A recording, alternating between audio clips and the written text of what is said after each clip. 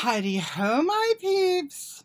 It is a beautiful Saturday morning here in the Central California Valley, and I am going to do my masking for you guys today. I'll be using the no-name Stella, I guess is the name of the company. It's a Korean company. Neroli Orange Oil Face Mask. I sent one of these to Cynthia as well. I love the smell of citrus, and this neroli oil just especially wakes me up and makes me feel good. So I think I'm going to go ahead and get this on for you. Before I do that, I want to show you something that dovetails into my topic today, and that is this absolutely gorgeous embroidered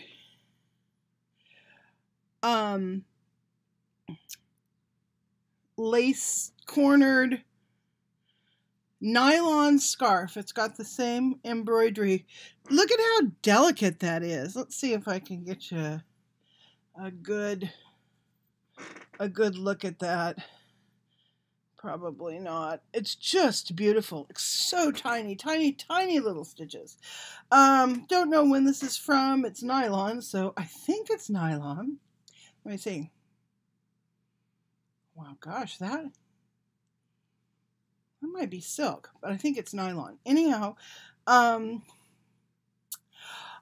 found this in with some stuff that my husband brought home from his parents' house as they were cleaning, and I put it away. It never made its way to his kids. I should probably send it to his daughter, but anyhow, I found it the other day when I was cleaning, and I just sort of tied it up around my little loose bun there, and forgot about it. But every time I passed a mirror, I noticed how pretty this thing was, especially with the kind of the faded purple of my hair. And I was looking at all this grow out, and I was thinking, wow, it would be pretty to over dye all of my entire head with like a smoky pink color. That would be really pretty. And it just it made me focus on beautiful things, beautiful things. So today's talk is actually not about beautiful things. I was thinking of the term, I was thinking about my death, actually, and what I might want on my epitaph if I was going to have a gravestone, but I'm not going to. But if I did, I would like it to say a number of things. But one thing I would like it to say is a life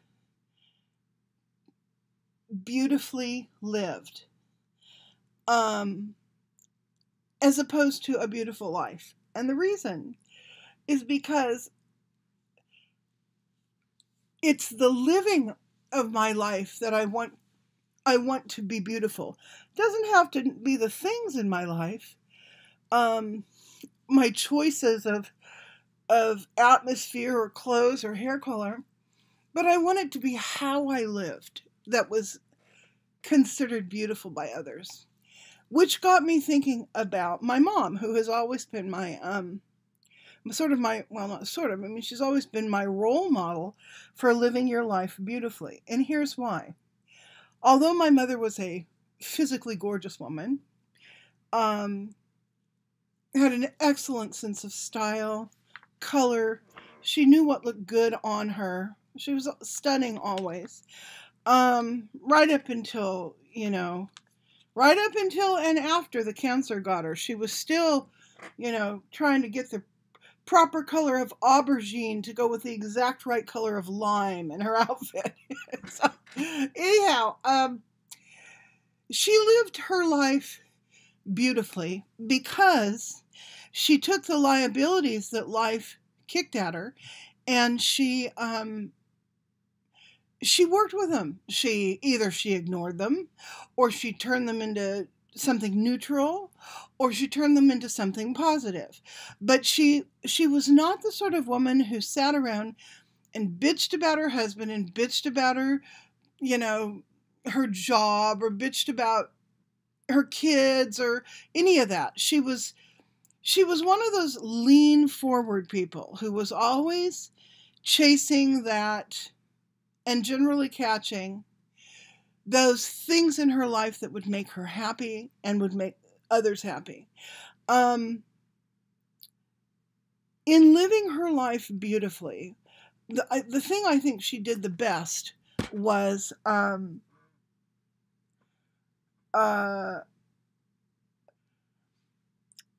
not going to say she lived for other people. That's not true. But she had this overarching behavior of care for other people. Her kids, you know, foreign kids. I mean, she would donate to different causes, and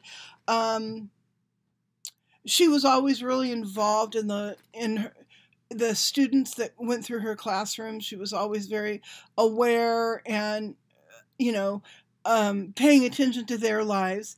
There were a couple times when she had to, where she was partied having to step in on kids that were being abused and that sort of stuff.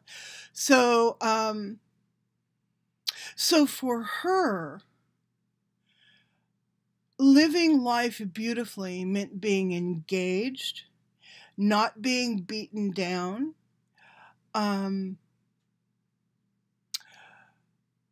continuing to present herself in the most positive light. Those are the places where she gathered her strength. A little bit earlier today, as I was getting ready to sit down and do this, I was listening to Beltaine Cottage, Colette's marvelous channel. There's something stranger than that happening. I can't quite put my finger on it. Today she's talking about an underlying sense of unease that she's feeling. But she always walks us through her house or the grounds around her home, and talks about deeply interesting things. At least they're deeply interesting to me. She's an example of someone who is living their life beautifully. She's living it on her own terms. She's sculpting out her environment in a way that makes her happy. And she's sharing herself with all the rest of us, which is, you know, that's very much a community outreach when you bare your soul to others in the hopes that it will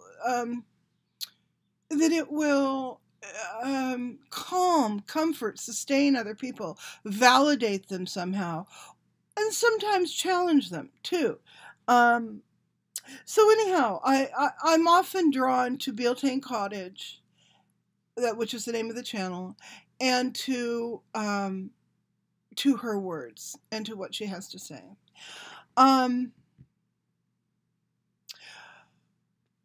Another part of living my life beautifully is to be involved with the greater world, which I've always kind of just haven't wanted to deal. Like, for example, at 59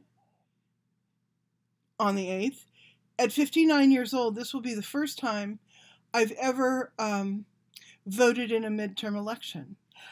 And I'm doing it because I believe that the right for me to make my say, whether it gets accidentally lost in a voting, you know, machine, or whether I'm, you know, one of the minority that happens to believe in a certain proposition or candidate or whatever, that doesn't matter. What matters is my right to do it. And I've taken that right for granted, you know, more times than I care to admit. Oh, look, I got glitter. Oh, that's neat. Maybe I can put some more. Whoa, maybe I can put some more on. More times than I'm willing to tell you. I mean, I'm embarrassed by how many times I've just blown off voting. But I'll tell you, I think it's real important this year. So this is an aside, but If you haven't registered to vote and you still can in your state, do it. On the 6th, go out and vote. Vote your heart, whatever it happens to be. Whether it's blue or red, I don't care. I'm just hoping and praying that everybody goes out and makes their statement loud and clear, especially this year. So now I'm going to get back to beauty. So being involved in the greater world is important to me. I think that's a beautiful thing to do with your life. Being involved with others, the way you and I are involved right now, that's a beautiful thing. When you comment, when you leave comments, some of you guys leave the most thoughtful comments, but even if all you say is a nice video or thanks for sharing, even if that's all you say, I know what you're thinking, and I know that you're engaging with me for one reason or another, and I appreciate it. And as long as I'm finding the time, I try to answer most of you most of the time. Even if it's just to give you a heart and a thumbs up as a thank you for taking a few minutes or seconds or a half an hour to write something on my underneath my video. That's an engagement that's beautiful to me.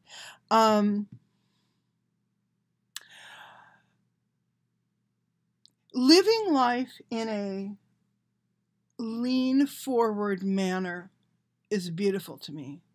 Even if you're making mistakes along the way.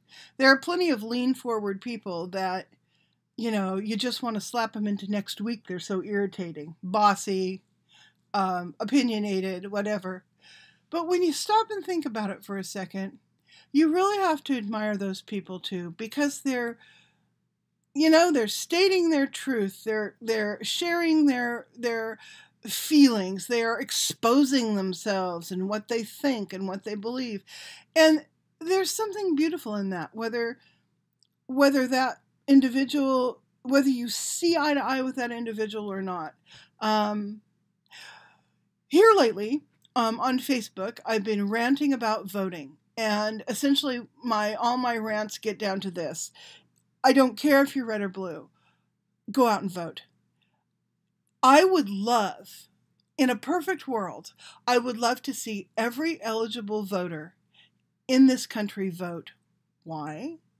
Because I want to find out what color the blood of this country really is. Is the blood of this country red predominantly? Is it blue predominantly? Or is it purple? That's what I want to know. And I think this midterm election will give us the most accurate test of what color our country's blood is currently, right now. I don't think the 2016 elections did that. I think they gave a false reading, and I think they gave a false reading because I think a lot of folks on the blue side of the aisle didn't vote. At least that's, in retrospect and looking at the demographics and all of that, that's what it appears to look like. I also think that in this election cycle, we're going to have more what are they called? Generation Next. And I mean the young people who are in 18 to 21, at the upper end of their generation, those people, we're going to have more of them voting, which will be, and more of the millennials voting too. So I think it's going to be very, very interesting to see how things shake down. And why I want to know is because I want to know what the truth is about this country. I want to know what is real about how people think we should be living out the next, it'll be the next 20 or 30 years. I mean, that's what it's going to affect. What do people believe about how we should be living that out? I mean, should we be primarily socially and environmentally conscious, and should we be, braving the new world of new social and sexual behavioral norms. I mean, there's all this stuff that bubbles up out of the left.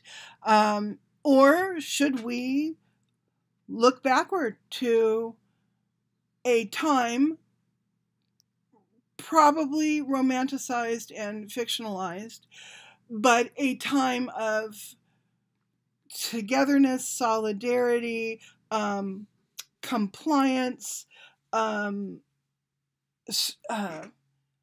a strict understanding of and conserving of the societal norms that were always in place up until about the 1960s when things started to change. So, which way does this country want to fall? That's what I would like to know. It will affect, knowing that is going to affect how I live the rest of my life. It will affect how, what sorts of causes I get involved in, how I think about my daily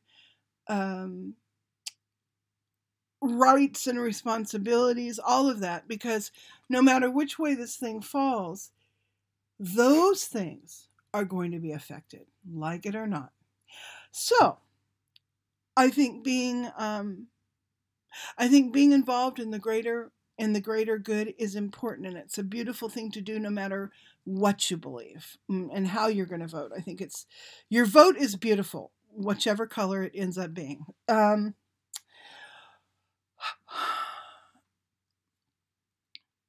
Environmental beauty and personal beauty have been my two biggest bugbears my whole life. Personal beauty has been a bugbear my entire life. I know that I remember feeling that I had it from about the time I was 15 to about the time, until I got pregnant with my first son. I don't think I ever felt it after that. Not truly. I felt like I could approximate it. I could kind of fake it a little bit. But whatever that inner beauty thing is, like my mom had, I never felt any of that. I always felt, when I was getting dressed up, I always felt like I was getting dressed in drag. I'm always most comfortable in this purple shirt, which you guys have seen a million times, and a pair of black leggings. Sometimes it's a tie-dye. I go through these, for a 2.5 year period, I'll wear nothing but tie-dyes and black leggings.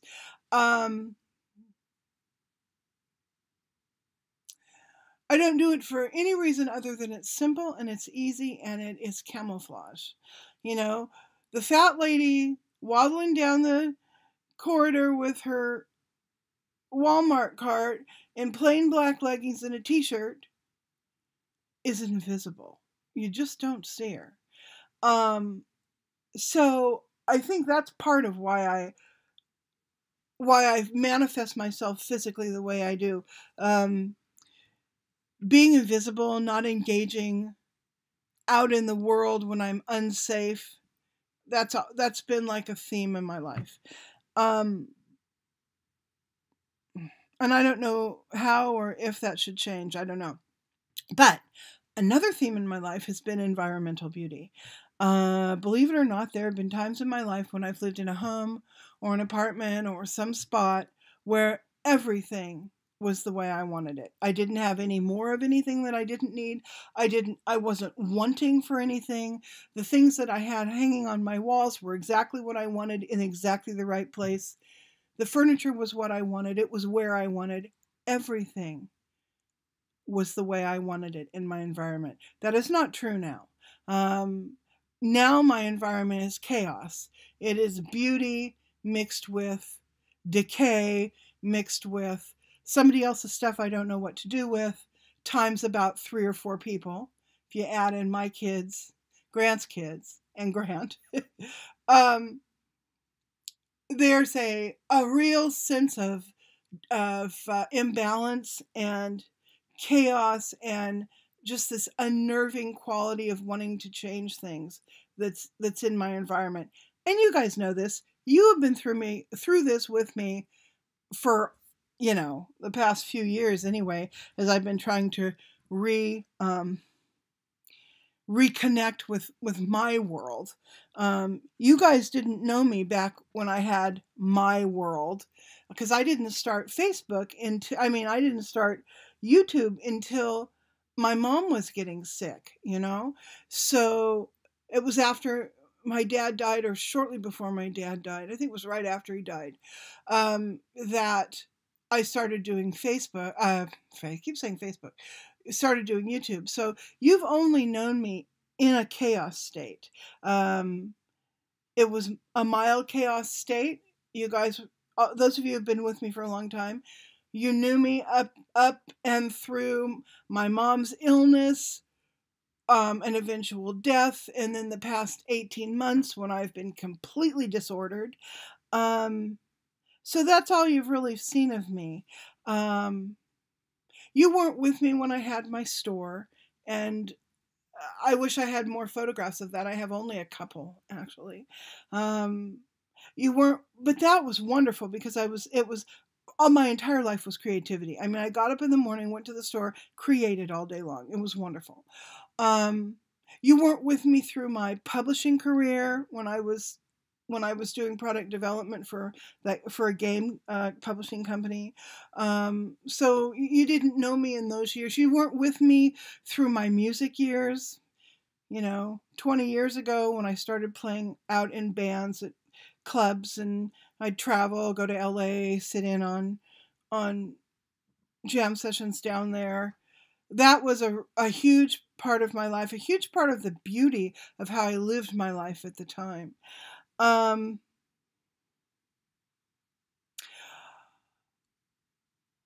my one regret in how I have lived my life, or rather my biggest regret, is that my children suffered much of the time from my attention being turned toward work, music, worry, boyfriends, all this kind of stuff.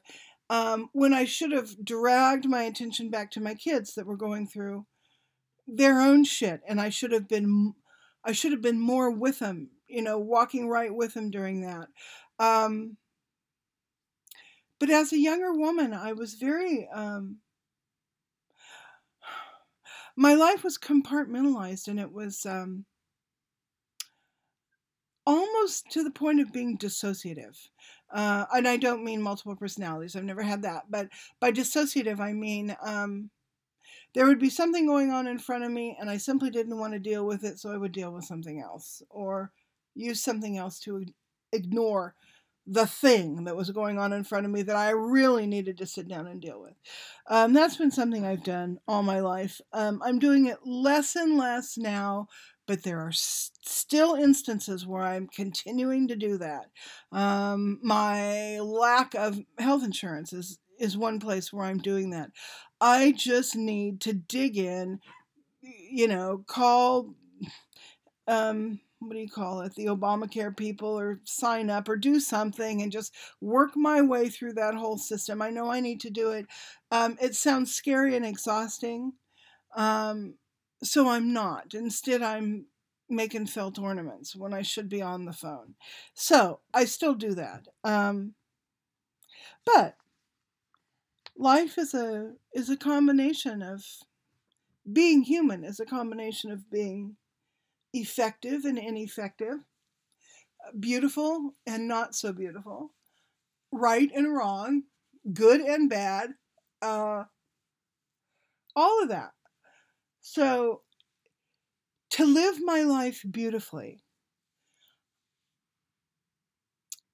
I need to lean forward toward the beautiful side of things. I need to lean forward towards a beautiful environment, getting my physical act together, dealing with my daily life, like getting my insurance, um, interacting with you guys, being part of my greater community, um, continuing to parent my kids, who even in their 30s, they still need their mama. Everyone still needs their mama. They can tell you they don't, but that's not true. Um, how they need their mama changes, but they still need their mama. So I'm still there for them. And I feel like I'm a better parent now than I was when they were kids, which is unfortunate, but you know. So anyway, those are my thoughts on beauty today. It's about beauty today is not an adjective. It doesn't modify things. Today's talk about beauty, it is an adverb. It modifies how I live my life, not necessarily what it looks like. So, yeah, that's all I've got to say today. You can tell I turned this mask thing inside out, and I am rubbing the essence, whatever's left of it, squeezing it out of this packet.